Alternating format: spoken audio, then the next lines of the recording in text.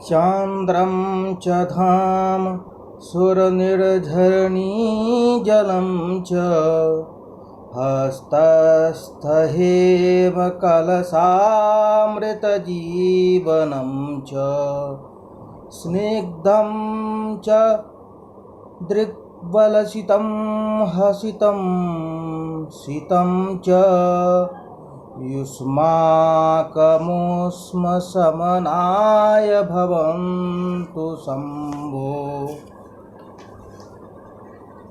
आदरणीय विद्वांसः प्रिया विद्यार्थिनञ्च, आज बड़ा सौभाग्य का विषय है और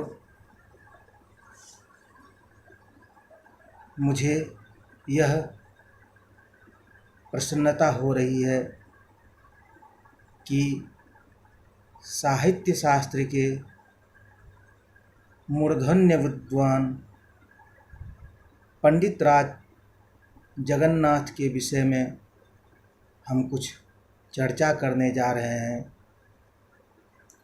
साहित्य शास्त्र के अग्रणी विद्वानों में, प्रथम पंक्ति विद्वानों में ध्वन्यालोक के रचयिता आचार्य आनंदवर्धन, काव्य शास्त्र के रचयिता आचार्य मम्मट और रसगंगाधर के रचयिता पंडित राज जगन्नाथ का महत्व सर्वोपरि है। वैसे साहित्य जगत में, संस्कृत साहित्य जगत में अनेक विद्वान हैं। हम पंडित राज जगन्नाथ के विषय में इसलिए चर्चा करना चाहते हैं कि इन्होंने अपने अलंकार शास्त्र रूपी ग्रंथ रसगंगाधर को न्याय की दृष्टि से कसौटी पर कसा है। इनकी शैली बहुत ही अद्भुत तार्किक है।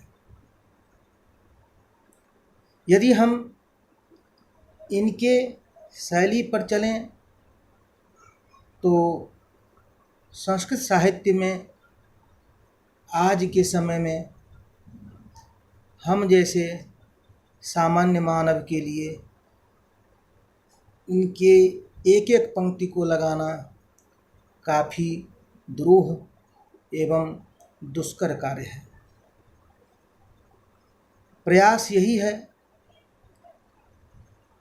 कि साहित्य के सरल एवं मनोहर भाषा में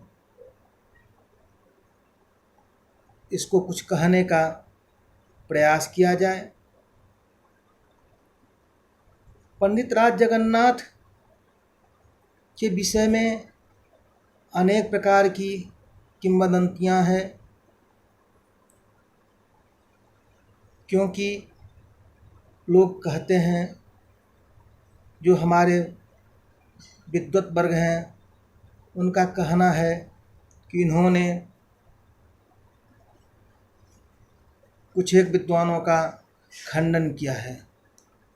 लेकिन जहाँ तक हमारी अल्प बुद्धि है, मैं इसे खंडन नहीं समझता।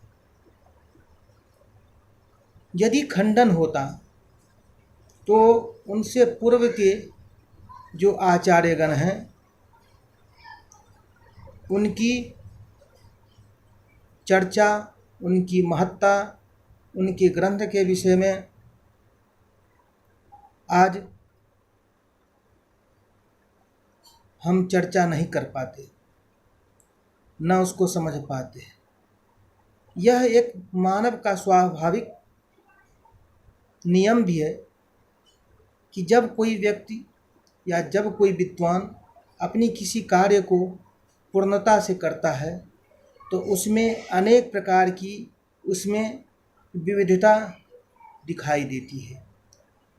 संभवतः पंडित राज जगन्नाथ ने यही कार्य किया है। अपने ग्रंथ की महत्ता को दर्शाने के लिए उन्होंने अपना नव्य न्याय की पद्धति से तार्किक महत्व को प्रतिष्ठापित किया है। पंडित राज जगन्नाथ के विषय में कई प्रकार की बातें आती हैं, जिसमें उनके जीवन शैली के विषय में,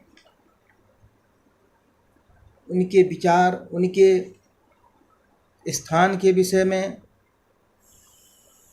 उन्होंने संभवतः सब कुछ स्पष्ट कर दिया है अपने ग्रंथ के माध्यम से।